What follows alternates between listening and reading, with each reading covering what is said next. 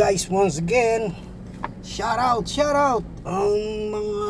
for all those refrigeration and air conditioning engineers. This technology will help to seal the micro leak, even a big leak, but you cannot find it. You have to find and inject this liquid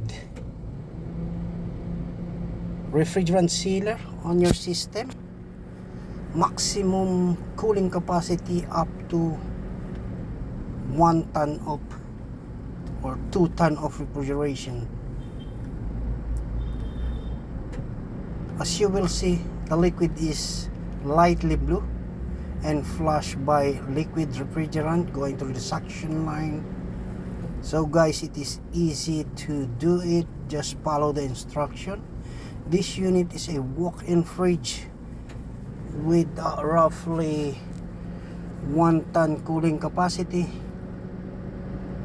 and there is a micro leak on the system that after 1 month, or we can say 20 days, refrigerant goes 25 psig, which is the ideal for the refrigerant 404A, is at least 58 to 65 psig suction pressure, depends on the ambient temperature.